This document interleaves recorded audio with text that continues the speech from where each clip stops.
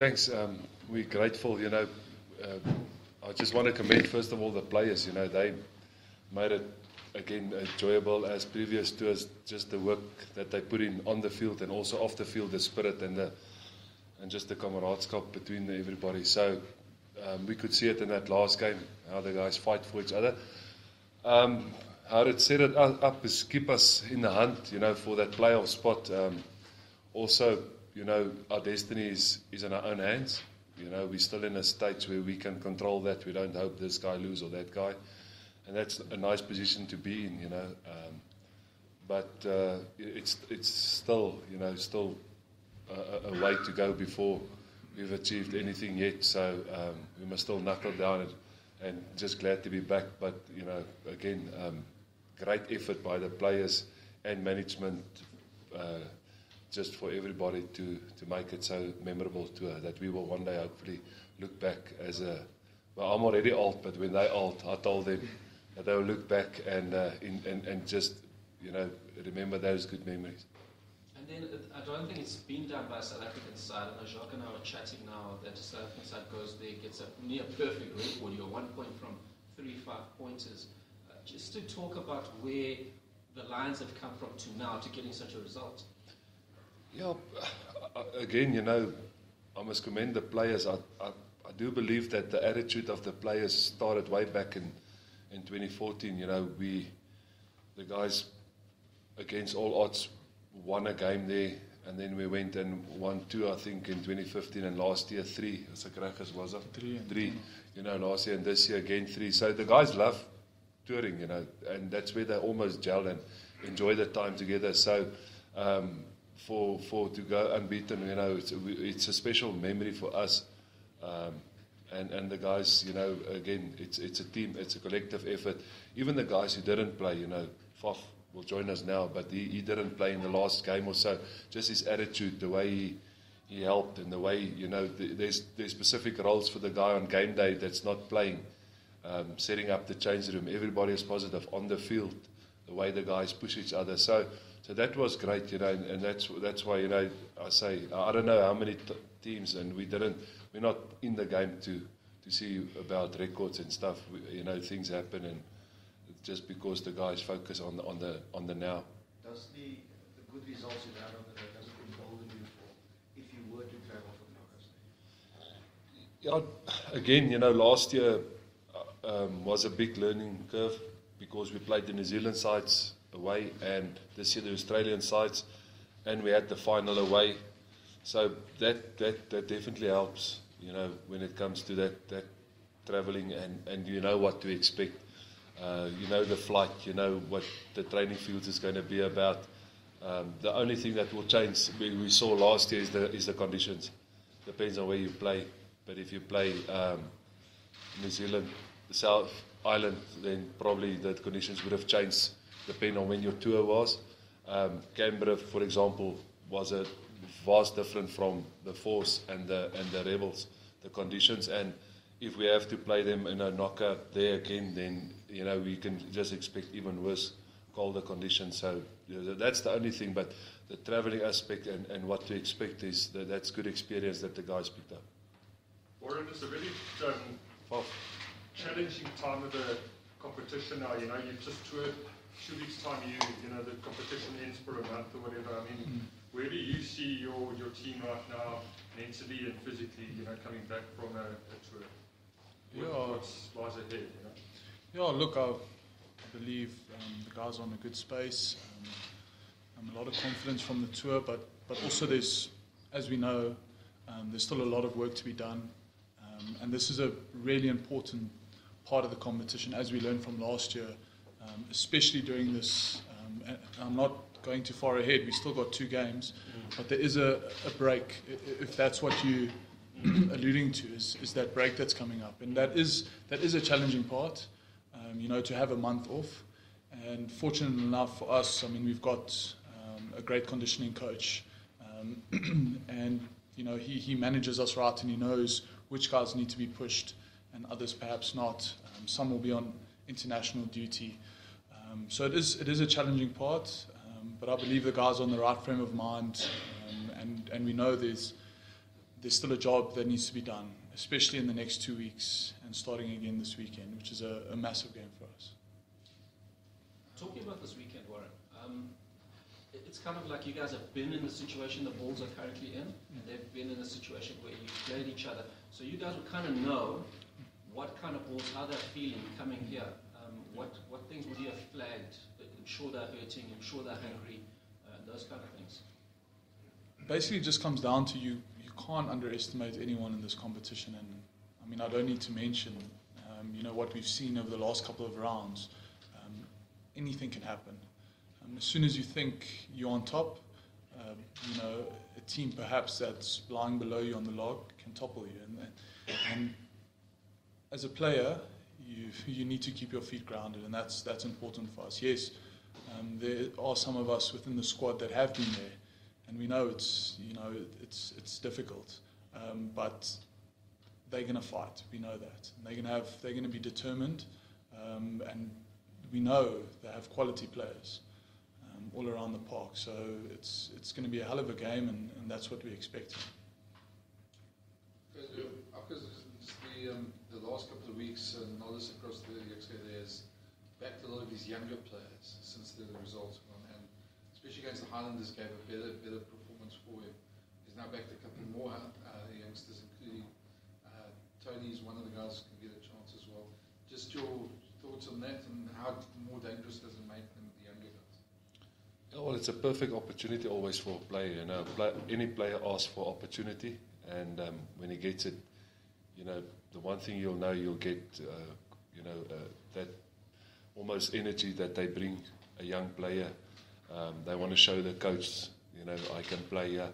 And again, that makes them dangerous because they've got almost nothing to lose. That player, he's waited for this opportunity, he's going to get it, and he's going to express himself. So we always know that the Bulls got enough talent, so that regardless of who they play, they're going to be tough, and especially if you put a few youngsters in between those senior guys. We also had to do similar things, not just this year, but also in the past. And that's all the player can ask for is that opportunity, and it makes them unpredictable. Just on Rowan Conrad, yeah, Rowan is I went and watched the game on Sunday. I feel there's still a bit of work for him to be done. I spoke to him. He knows what to expect. I also want to reward the guys who went on tour and did well. So it is a tough situation to just walk into the side. But he's a special player, and I think after this weekend, if he can get another game under his belt, we can surely look, to start introducing him at Super Rugby level. But I've always said, if a player gets the opportunity and he grabs it, then there's no reason for me just to change.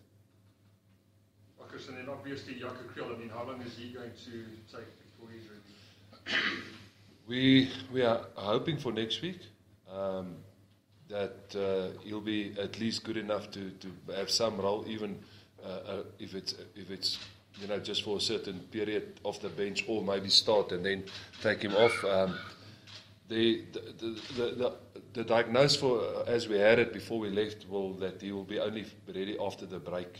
Obviously if he will be fit during the break, but there's no Super Rugby games. But he did a lot of work on his rehab, and that's just, again, Jaco will always do that extras, and it looked like he's going to be close next week.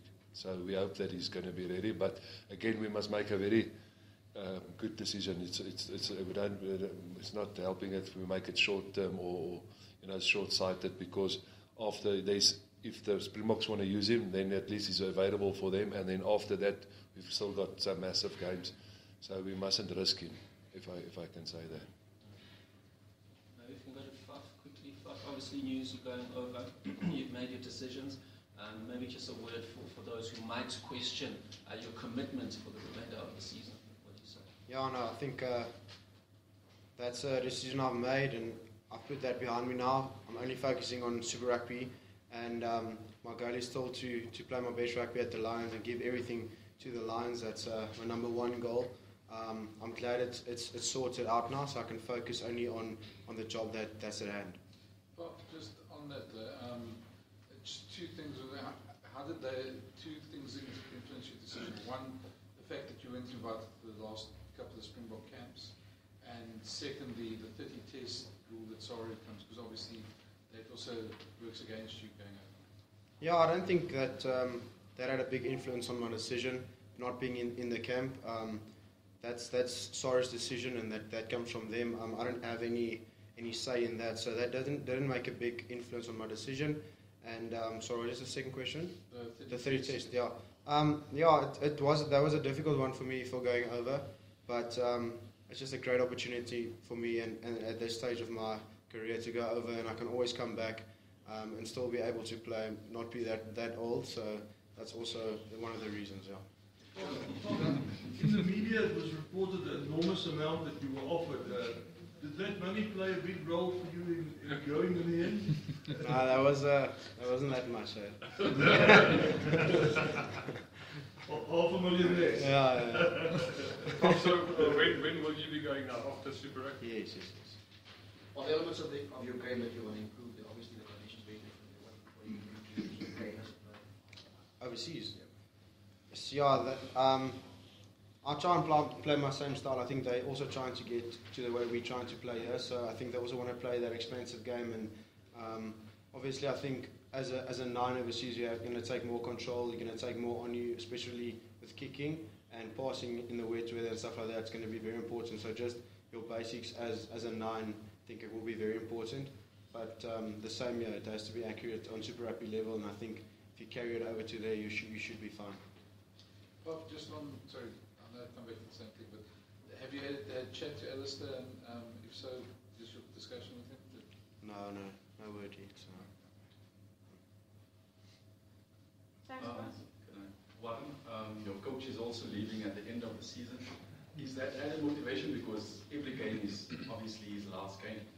Yeah, I mean, we kind of put that behind us a couple of weeks ago already, and we've spoken about it amongst the group, and same with Fafi. What's great about our culture is that we open with each other and we're honest. So we actually joke about it as well. So I mean, that's how honest we are with each other, which is great. So we've put that all behind us now, and we, as Faf mentioned, we completely focused on this. As a player, you never know when this particular group that you're playing with will be the same. You don't know. Things change so quickly, and you need to cherish those moments. I mean, if I think 2014, when we started, and the guys that have moved on, I mean, I can name the guys. Some great friends of mine have moved on, and I can go back to 2012, and I can tell you 5 more names, great friends of mine that have moved on. So as a player, you need to cherish those moments as a group, and we're taking nothing for granted, So, we've, just to keep it short, we've put that behind us, and we're focusing on the job at hand. Coach, the sentiment of leaving at the end of the season, is that extra motivation for you to push your players?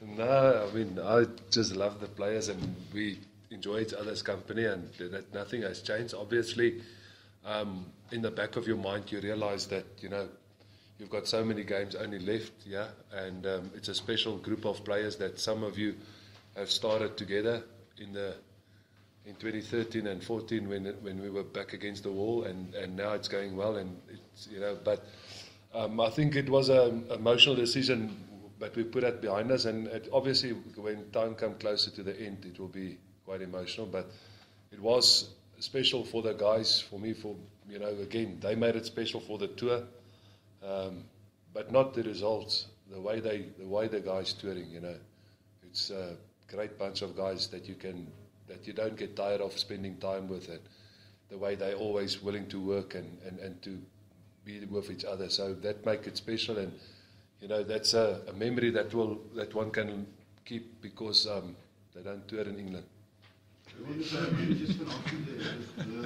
The change of your front row, is it just purely rotation, or was it because you expected big one from the Bulls? No, I mean, we've got faith in all the guys. Robbie Kutsia, Cornet has come with us a long way. Obviously, it's a first Super Rugby for Johannes, and Henkes is injured. But we've got faith in both groups, and there's a job to be done, either in the beginning or at the end. It depends on who's on the field. So I'm trying to rotate, as far as I can. Some positions we've got more depth and more luxury to do it. Some we haven't got, the guys have to pull through, but where I can, we're going to back the guys, as we've done it in a number of positions. And again, that's a rotation, and you never know where the game is going to be. So those 3 guys on the bench can come on and have to, have an important role.